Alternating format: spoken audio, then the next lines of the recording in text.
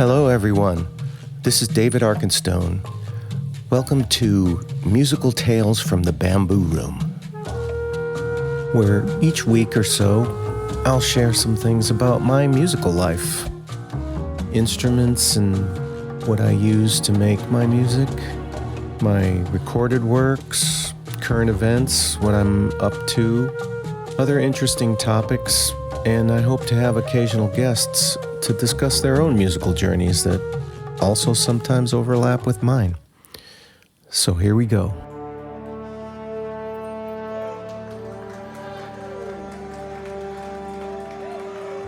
Since we just finished a concert tour, I thought it would be fun to talk to the group about their feelings about it and playing music for people and anything else they wanted to discuss. For me, it's always awesome to play in front of an enthusiastic audience who appreciates your music. It's exciting. It's kind of why we go out on tour. The musician's role is to perform for people, I think, and we get a lot of enjoyment about it, and sometimes the traveling is hard or whatever, but by the time we get on the stage, all that falls away, and we're just there in the moment, and the audience can see what fun we're having, and bringing my music to them in such a fashion is always satisfying. I talk to many people after the shows, and they're kind of blown away from the talent that's on stage.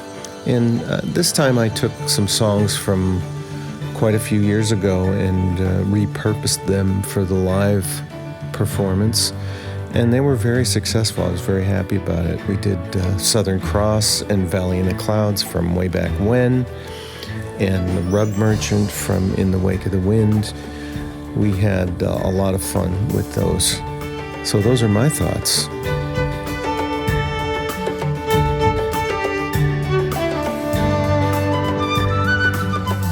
And this is our cellist, Carlyn Kessler. Thanks for doing this. Thanks for having me, David. Sure, you've been a real bright point in this tour, for sure. Every time we play together, I look at you and just the talent just amazes me. Well, it's an honor to collaborate with you. Well, you put so much of your own personality into it, I think, and your history and your playing, so it makes my music just kind of come alive in a way that it hasn't before. Thank you. What are some of the challenges and joys of playing this music? Well, first of all, I've always been a fan of music that really tells a story. And most of the titles of your music imply some sort of story in the first place. But what I love is that when we come together and parse out the pieces as a group, it becomes so much more than I even originally imagined. So you go through this journey from the beginning of the piece until the end, and I feel like each member of the group brings their own element into the story as well. So I feel your vision in each of your pieces, and then I feel like you're so inviting of us coming up with our own interpretations as well. So there, you talked about musicality in your music, and I feel like there's so much opportunity for interpretation and, vision and imagination in your pieces. So just as an artist, it's really creatively satisfying because it evokes so much. Yeah, for me, I have a classical background, and in the past several years, I've been challenging myself to do non-classical genres of music as well, and personally find it hard to put your music in a box of genre. I feel like it crosses so many different genres, but for me, it has that element that I get from classical music, in that the cello can really sing melodically in the music, but then I'm challenged also to have to, improvise and have more freedom, which I think for someone trained so many years in classical music is always going to be a challenge. But personally, I love that. So, you mentioned challenges. That's, I think, my biggest challenge, and I'm trying to push myself. There's a lot of room to take what we already feel comfortable doing, and you give us the guidance with the charts, but then there's a lot of creative freedom. So to me, it almost feels like, it feels very different than the other non-classical music I'm doing, where a lot of the time there's a vocal element as well. And something we hear from the audience members a lot is that, yes, this is instrumental music for the most part, and you're not missing anything without the vocal element. Yeah. And I think a lot of other music within these multiple genres you're entering do have a vocal element, and you don't miss it. So. So how about the tour itself, like the places we've gone and things like, give you any highlights of that? I mean, they're all beautiful places along the Pacific. It's kind of, it's like choosing among gems. I know, but everybody's so easy to travel with, you know. You guys just seem like you're always in a good mood. We all get along really well, so that makes it a lot easier. It was really special to go to BC, Canada as well. I had been to Vancouver once before, but I never went out to the islands.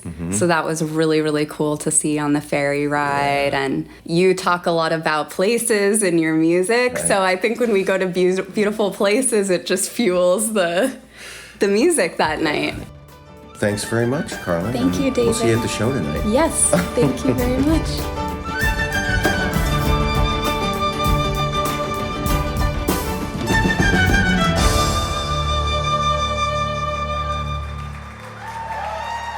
So I'd like to introduce you to Josh Gilgoff. He's our percussionist. So what are some of the challenges and high points of doing this music on the road? It's a great pleasure to attempt to serve the music in a way that's fitting, because there's so many different requirements from the percussion chair, right? And I know in the past you've used a drum set drummer, 2 percussionists, and that has changed a bunch, and now it's like one guy. That's just you. And that's just me. So it's exciting because there's an opportunity there to be proficient on glockenspiel, and a percussion instrument that you don't normally play in standard gigs. It's incredible to kind of get there and to play this music with everybody, and in those moments it's really like, oh yeah, this is why it's worth it. The immense, the preparation for the tour, it's like 2 hours, a little over 2 hours of music, which is a lot of music to learn. And that's the exciting part, because it's like spring, it's all like possibility, you know, it's all forthcoming. Tell us about your Terre Lee. Yes, There's a couple songs you get to play it on. Yes, absolutely. Terre Lee is a West African shaker. It's an idiophone, meaning it creates sound without a membrane. Drum is a membranophone, and then like every other shaker, maraca, anything else like clave is an idiophone. I was introduced to it while studying the ancestor to the kunga drum, which is the panlogo, in West Africa. As a young man in my undergraduate years, I got to be in Ghana for 2 months, in Ghana, West Africa, and I befriended this guy named Cujo who was walking down the street. He was an artisan, he was selling different wares, and he was playing a Terre Lee, 2 gourds, hollowed out, connected with a string, and then filled with pebbles. And as a drummer, I was like, oh my God, what is that? Yeah. So he taught me how to play them, studied them, tried to figure out the technique. They're very visual and they look very fun, and they're really difficult to play. Yeah, I can vouch for that. I picked it up. You're catching it with your pinky, which is like this challenging fine motor skill. And then I came back to New York, and I was like, I had a dream that I was playing them off of the drums, sitting at a kit, and I was like, oh man, now I'm really up against a rock, because I gotta figure out how to do this now, you know? So I figured it out. Pretty quickly realized that if I kept the original gourds, they crack, and they just weren't hardy enough. So I started making them out of plastic orbs and making my own, making them light up, selling them, teaching them. And luckily enough, there's a couple of tunes where they kind of fit, I think, especially Fire Fairy Dance, they come out. And then one in the festival, play one in each hand, or you could just play one solo. So the festival has one solo. It's been described, I think this is the best way to envision it. Juggling meets drumming. That's what it looks like. Right?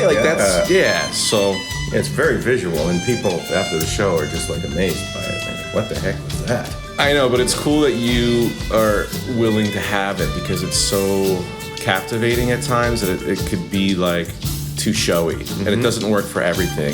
Right. It's West African, so it has this triplet swing to it. It works for 6/8, so that works for a lot of things for Fire Fairy. But like some artists will be like, yeah, well, I dig that, but it's too distracting. It's too distracting for my guitar solo. Right. Oh no, I love new things like that. I never heard of it till you came to the band. Well, you love percussion and drums so much that it makes sense that you dig it, and I'm glad. Yeah. Thank you for allowing that and including that. It's a cool thing. You bet. Well, this tour has been a joy. We've gone a lot of places I've never played before. So yeah, and this band is incredible. So really happy to have you along for the ride. Thank you. Awesome. Thanks. Yeah, man.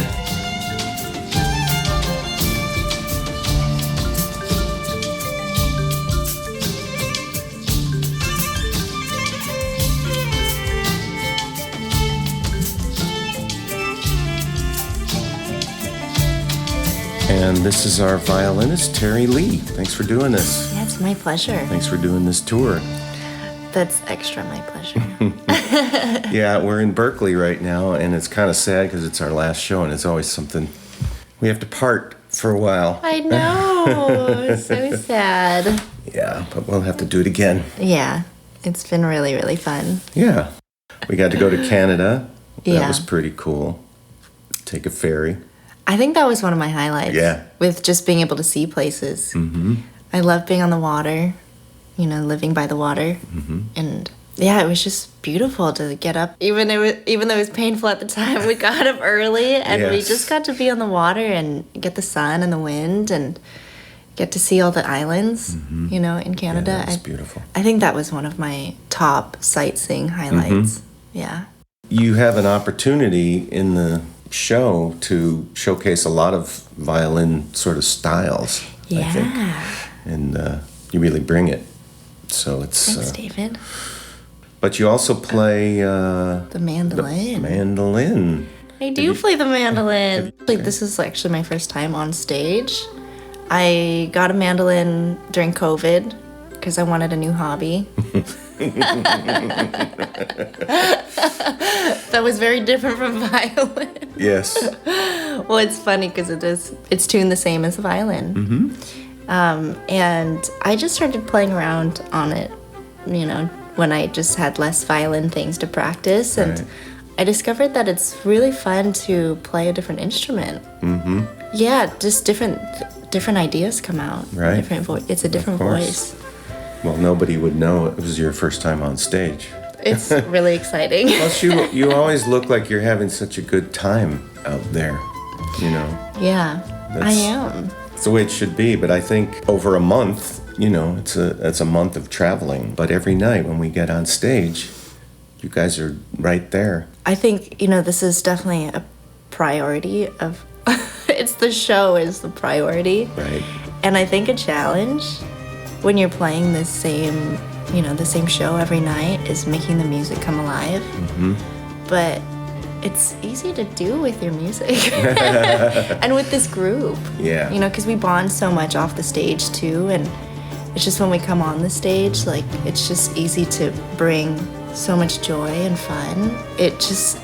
We just make it come alive, and it's always dynamic and changes. Yeah, and everyone has such a unique voice. I mean, it's the best thing ever. I just feel so honored to get to showcase my personality and my playing through your music. It's Yeah, you have quite a few solos too. I so do. That's nice. Which you should. I think it's fun for musicians to, yes, you can play the notes, but then there's moments where you can bring your own personality to the sound. Yeah. So thanks for that. Yeah. Thank you. You're welcome.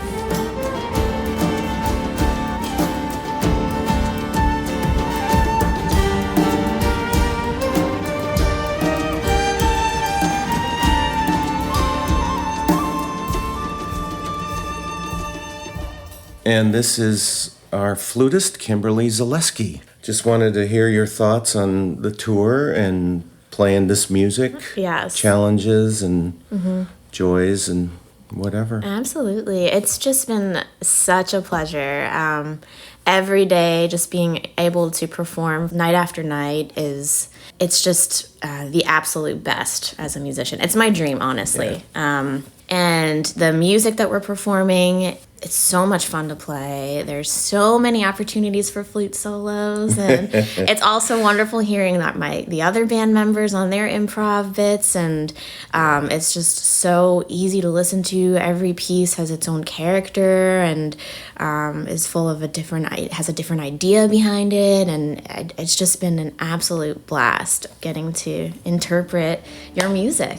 But you get to play several flutes. Yes, absolutely. You get to do the bass flute, which is, people are just amazed by that. Yes, it's very mysterious, and it's got that very low sounding, you don't know where it's gonna go and how low it does go or how high it does go. And so it's always the number one question people ask after is, what is that instrument? And that was just, took me to a different place, and you see them, people just shutting their eyes and imagining, wow, this is taking me somewhere else. So that's really, really cool.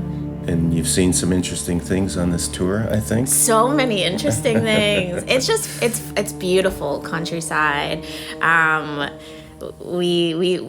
Terry, our violinist, has this game where if we see a cow, we got to say "my cow" and spot the cows along the countryside. Saw a lot of cows. Yeah, a lot of cows. Got to go to Canada. Yes. On this one. Yes, Canada. That was beautiful. The ferry ride was gorgeous. Vancouver Island was absolutely beautiful. The people there were extremely receptive and just a joy to play for. I mean, it's been wonderful. We went to Seattle. We went to the Space Needle. That was definitely a highlight of the trip and gave me a lot of inspiration just looking at those wonderful views, spending some good time with the band. So it's just every day on tour is...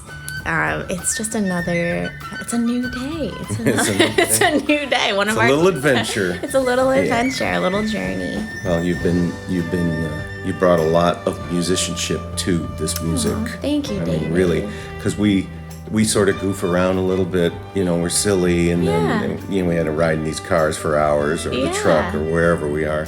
But when we get on stage, you guys just bring it. It just amazes me. Right. You just turn on that. It's, every night we want to we bring this energy. It's so important. We're here to perform this music and to take people to another place. That's why they're there. They're here.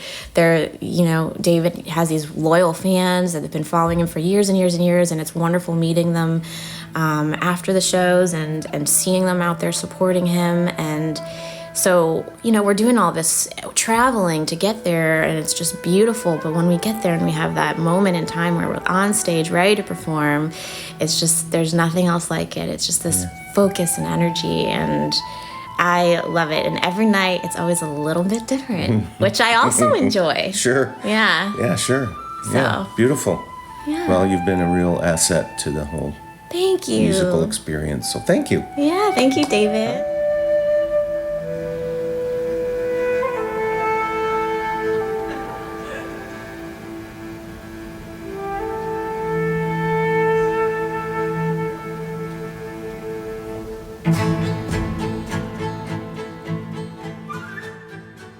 And this is Cynthia Gage, our tour manager. Thanks for doing this. You're welcome. That is like the biggest role of this whole machine, what you do. So I thought it might be interesting to dissect that a little bit for people who are listening. Yes, it takes a lot of preparation. It starts with a bunch of maps all over a table, figuring out where we're going to go, and then trying to make it happen. People come to the show with a preconceived idea of what the show may be.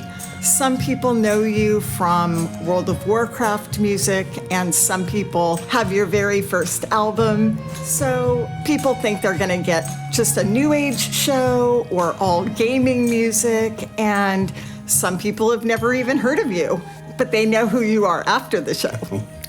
Luckily, yes. At the end of the day, the only thing that matters, though, is the show. And the band needs to be happy and healthy, and a lot goes into that on the road. It's very common for people to drive 4 hours to see your show, at least 4 hours. That's awesome. I very often hear, best show ever. When are you coming back? Soon, I hope. They hope so as well. But of course, I'm a complete fan of your music because your music is incredible. And for me, every night, seeing people walk out of the show feeling the exact same way that I feel about your music is really a joy for me. Thanks for doing this. You're welcome.